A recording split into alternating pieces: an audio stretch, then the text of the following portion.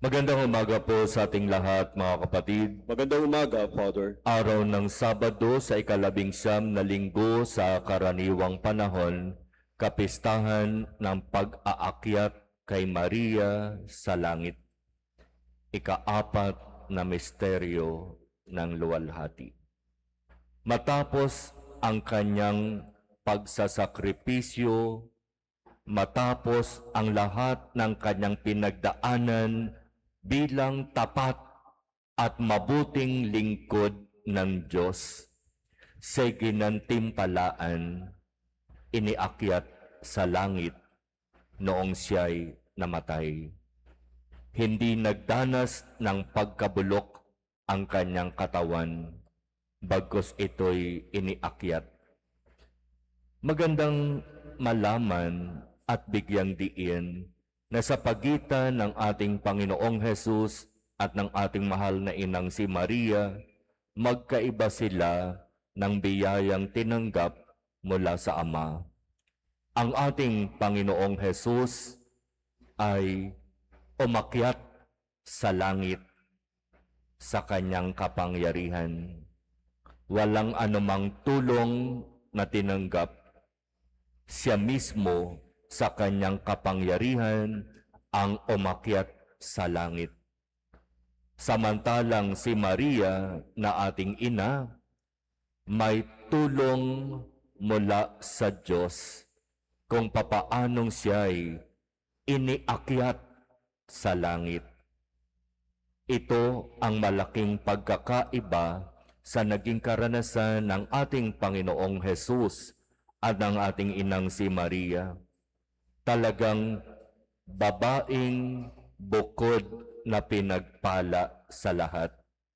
Siya ang unang-unang nilalang, unang tumanggap ng biyaya na siya ay maiakyat sa langit. Katotohanan ng sinasabi ng ating Panginoon, ang lahat ng nagpapakababa ay itataas. Sa buong buhay ni Maria, talagang sinikap niya na tuparin itong inaasahan ng Diyos sa kanya, na bilang lingkod, bilang alipin, siya'y tunay na nagpakababa. Hindi siya nakitaan o naringgan ng anumang gawa o ng anumang salita ng pagpapakataas. Sa buong buhay ni Maria, ipinakita niya kung ano ang ibig sabihin ng maging isang alipin na nagpapakababa at naglilingkod. At narinig natin mula sa ating ebanghelyo kung papaanong matapos na siya ay pagkalooban ng napakataas na karangalan upang maging ina ng anak ng Diyos, hindi ito ikinalaki ng kanyang ulo. Bagkus pagkatapos na marinig ang magandang balita, siya ay nagtungo sa tahanan ng kanyang pinsang si Elizabeth. Naglakad. At pagdating doon sa tahanan ni Elizabeth, hindi nagbuhay reyna. Hindi naging mayabang, hindi naging mataas. Pinaglingkuran niya si Elizabeth. Ipinakita niya ang napakagandang halimbawa. Habang binibigyan ng mataas na karangalan ng Diyos, dapat mas matutong magpakababa at maglingkod. Ito mga kapatid, ang napakagandang tularan sa ating inang si Maria.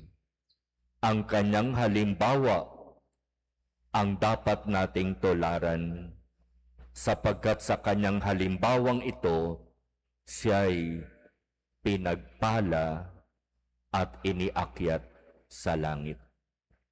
Kaya para sa ating lahat na mga nagsisikap maglingkod,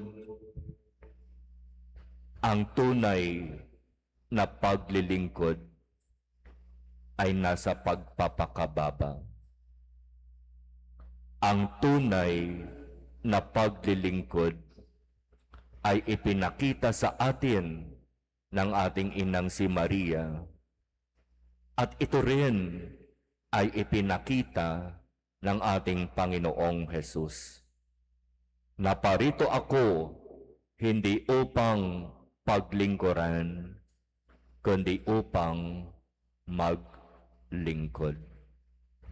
Sa halimbawa ng ating Panginoong Hesus at ng ating inang si Maria, makikita natin ang daan ng pagpapakababa. Kaya magandang tanungin ang ating mga sarili. Bakit ako nagmamayabang? Bakit ako nagmamalaki?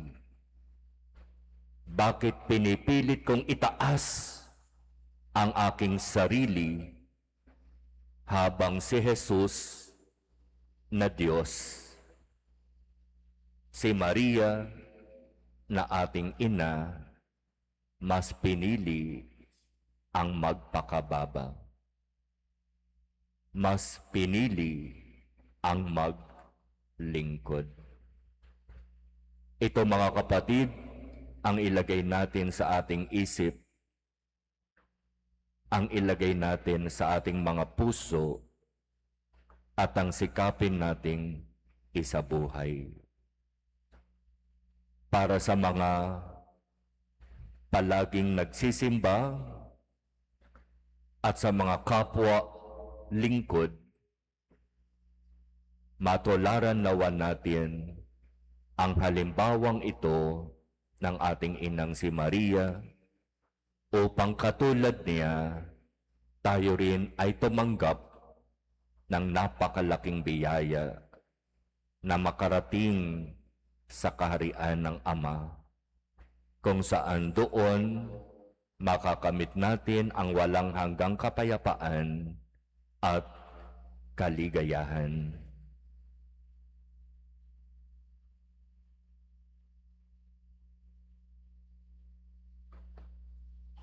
Amen.